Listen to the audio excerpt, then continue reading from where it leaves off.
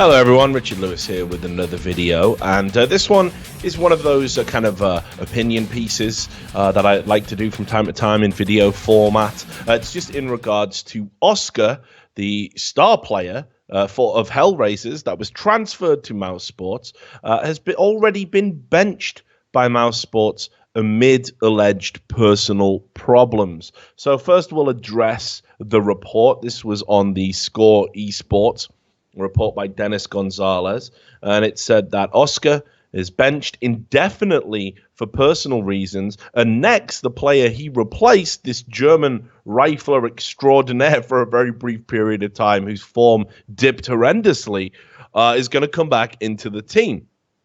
So I'll just read the report here.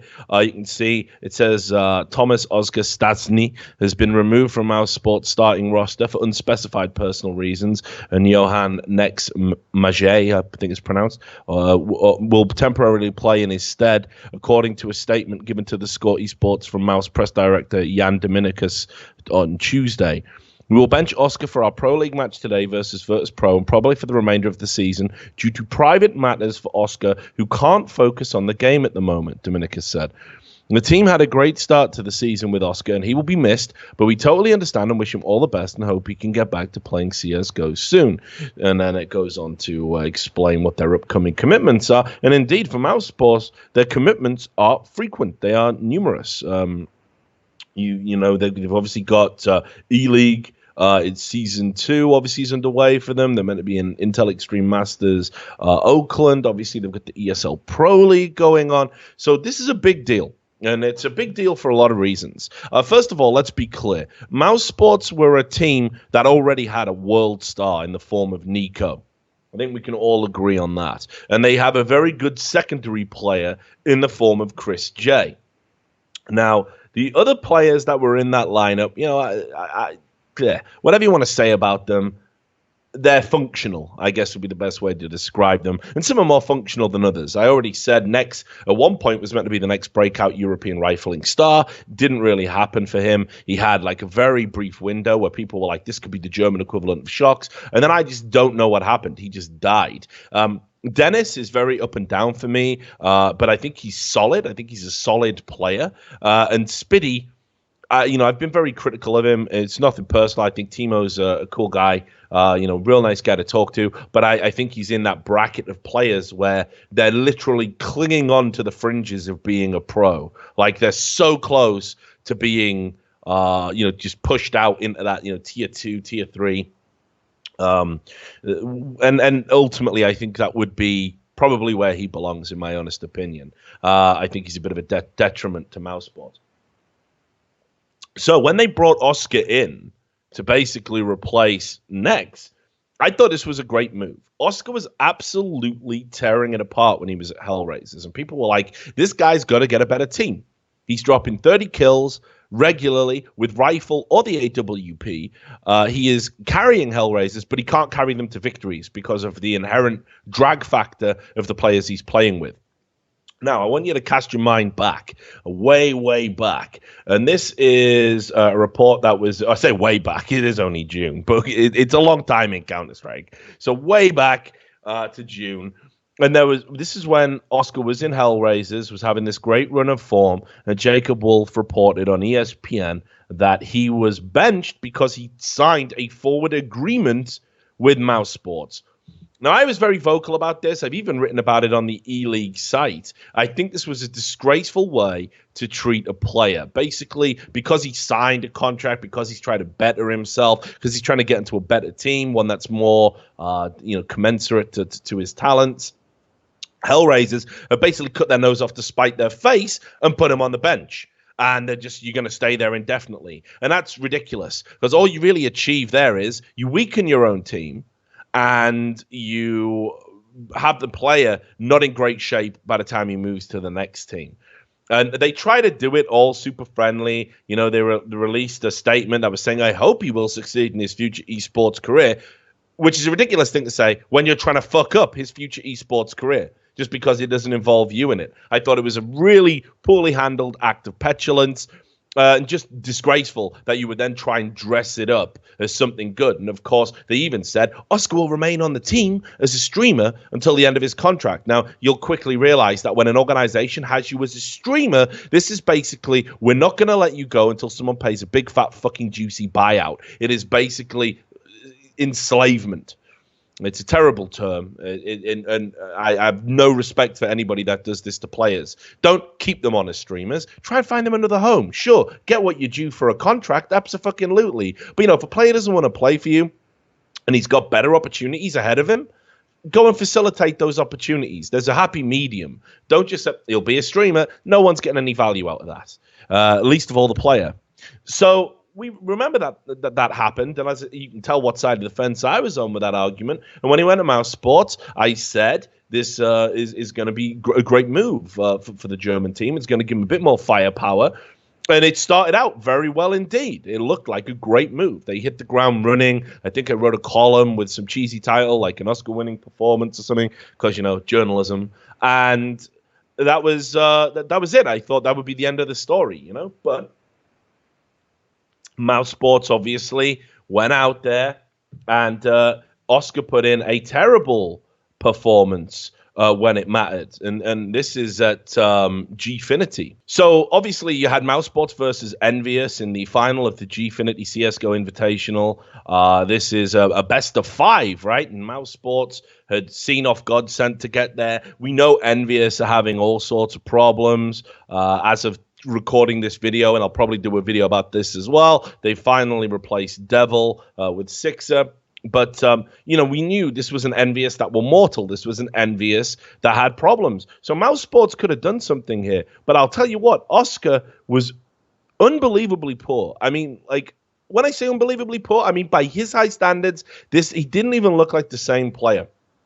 He managed 45 frags across 3 maps, which certainly for a star player is not a great return. And when you consider the first map was an overtime, the second map was 16-12, relatively close, and then the third map was a 16-14. This isn't great. These is a lot of rounds played to get, for just 45 kills when you're a star player. 60 ADR, which put him down there in the Spiddy territory, and just generally poor, missing shots. There was periods of time where he didn't want to use the AWP. It was really weird. It was really weird. And this carried on after Gfinity and some of their ESL Pro Series games. So no idea what was going on there. And it was clear there was a problem. Now, we can only speculate as to what that problem's going to be. And I certainly hope it's nothing, when you say personal reasons, is it a bereavement? Is it a health issue? Is it a mental health issue? Or it can be many, many things. And obviously, if you're not going to give a definitive statement, people like myself, pundits, obviously we've got to speculate. So I do this with all due respect to not having the full information. But I do wonder if this recurring benching, organizations seeming to take umbrage with the player, I do wonder if this is now starting to become down to a personality issue, and perhaps there's something going on that we'll never truly know about, because obviously a lot of stuff gets kept behind closed doors, and I guess if it's not in the public interest, that's where it belongs. But this is very, very strange, because this should have been the big move. This should have been the move that propelled him all the way over the top. This should have been the move that cemented Mouse Sports as a top-level team. This should have given them that extra firepower. This should have given them a measure of progression, a measure of improvement. And it hasn't happened. Now, I don't want to dig up ancient history, but again, we can certainly say Oskar's a complex guy. This isn't a person who has kind of led that squeaky clean life, and think of him in a way very similar to Simple. He's been around for a while. He's never had those breakout in the top teams, even though people have been saying it should happen for a while. When he started playing Faceit Pro League and was routinely beating up all the pro players, people were like, he's got to get an opportunity, and lo and behold, it came. This is a guy who's been around a while. He's not a rookie. He's only a rookie at this level, So, to rewind a little bit, he was subject to a few witch hunts and again with due cause. If you go back to And this again is February this year, so it's not crazy. It's not crazy ancient history. Oskar was called out on the front page of the CS:GO subreddit for having scammed like a knife off a friend or a fan or something. And you can see here it got deleted because obviously the subreddit doesn't endorse witch hunts. And you can just see the story here. I'll give you the cliff notes. Basically, this chap kind of let him borrow a knife, right, which is the dumbest thing to do, and it was like $300 worth of skin. He had it. The guy tried to get it back, and then he got blocked. And then he had a conversation with the dude, and he added him on Steam finally, and he went, you just see the translation here in this paste bin. And guy's like, well, Oskar first says, like, what did I do this time? And the guy's like, nothing, but I thought you should return or at least replace what you stole from me. It's only understandable because your programming dream is alive. Obviously, by this point, he's in Hellraisers. He's doing very well for himself. And Oscar's like, I have nothing to give you. I'm not in the mood to discuss this. My dream is alive. Yesterday and 2 days ago, it slipped past my fingers. I know I saw, but you're still part of Hellraisers. And from your FPL and streaming, I'm sure you got the funds to undo this. Who said I have money? And the chap goes, okay, it doesn't have to be money. Just give me anti-value. Just give me something back. And he goes, the skins I have are for me and my gameplay. And he goes, you got 3 karambits. And if you want to use Marble Fade and CT and Tiger Tooth on Terrorist, you still have an extra one. And Oskar goes, the Rust coat is for the stream giveaway. And he goes, well, okay, give away something else. And Oskar goes, well, I've had banners for this knife for ages. And he's like, but this is about the principle. And he's right. Obviously, it is about the principle. And he goes, I'm not in the mood for this at all. If it still hurts your heart, then find me in real life and we can discuss it. I didn't lie when I said that I was, and still I'm sorry about it. But I've begun a new chapter in my life, and I won't fix old problems. Well, that's not how you begin a new chapter in your life, obviously. You close one chapter by fixing the shit in it. You write the last sentence and you move on. And the guy goes, look, it just takes a couple of seconds. Just give me something. And the guy, and Oscar's like, you're insane. I don't see why you don't understand about this. My skins are mine. I'm not giving you anything. I earned these skins honorably, apart from the one that he took from this dude, obviously, right? Which is classic. Except for the one I stole, like. Yeah. Classic banter. So, this is a guy who you can see how it's like he had stuff going on, in his kind of life, and I'm sure he does feel bad about it and does want to have a fresh start. And he's not the only pro player by any stretch that has kind of scammed skins from fans or from other people. It certainly happened. Again, Simple got called out for it once, and I think that was restitution was made. There's probably one or two others that don't immediately leap out to my mind.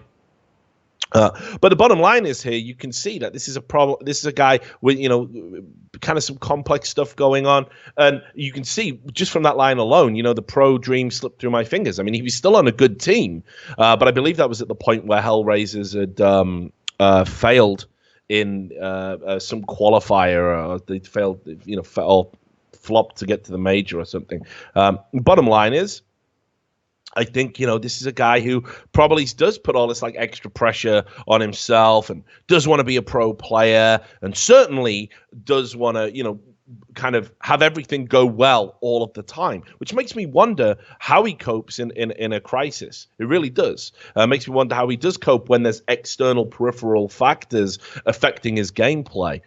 Now, it's a huge loss for Mouse Sports if they can't get him mentally correct in a position where he can actually perform. It's a real problem for them, because they even shifted the team around. They'd come up with strats where it was like some maps they were going to run this double up setup. Other times, Chris was going to rifle. Other times it was going to be Nico that was going to Oskar that was going to rifle. They were swapping things about accordingly. They had put a lot of work in to accommodate this new player with a broad skill set, and it's kind of backfired because from June, from August to October, it's completely come unstitched. And now they're left in a weird position where they've already publicly said he's going to be benched indefinitely. Well, guess what's happening tonight? Right now, at the time of recording this video, they've just announced that they're going to have to use Oskar as a stand-in, even though he's not a stand-in because he's a player, because the way they've registered the team around him. So it looks like for some competitions, you're going to have this strange situation where Oskar is, from the substitutes bench, going to have to come and drift in and out of the team. And if the assumption is that he's not mentally correct to play and isn't in a good place right now and is in one of those low moods, that's not going to help the team. And it makes me wonder almost if it's worth cutting your losses if you feel that strongly about it that you're going to bench a player indefinitely. And just being like, the competitions where we're going to have to use him, maybe we just quit those now. And we just try and focus on getting Next back in the team, getting Next back to the standard where he should be, and move forward collectively as a mouse sports with an identity. Now, moving forward, I really don't know what this means for Oskar's career, because this was the big show for him.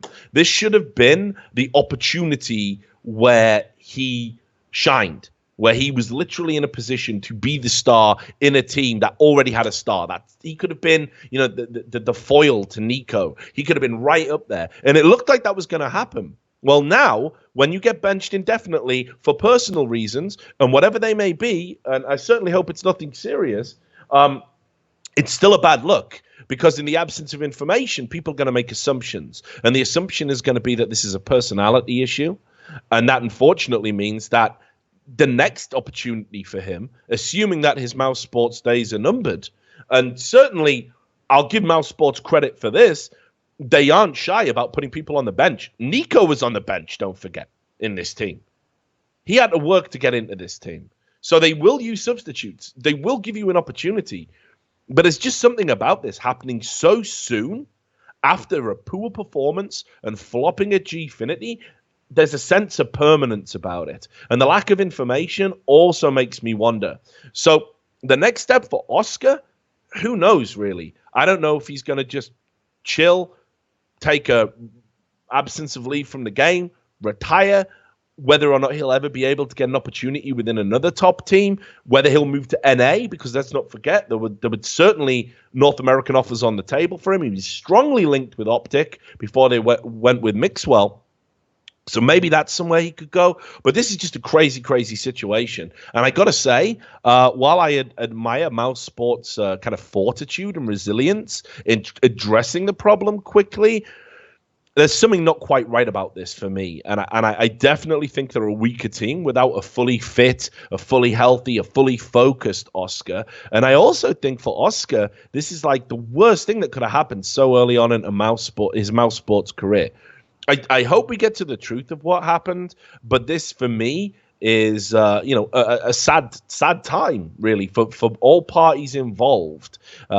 So there we go. Those are my thoughts on that. Hopefully it all gets resolved. I certainly wouldn't want to see Oskar, out of the scene or in a poor team, back to his own existential elo hell and having, any problems whatsoever. I don't want to see a mouse sports that really impressed me at E-League punched well above their weight in terms of where they finished. I wouldn't want to see them take backward steps because I think European Counter-Strike is a richer place for them, especially because, I always have mad sympathy for Nico in the position he's in. So, again, I hope this all gets resolved, but honestly, I'm not too sure if it will.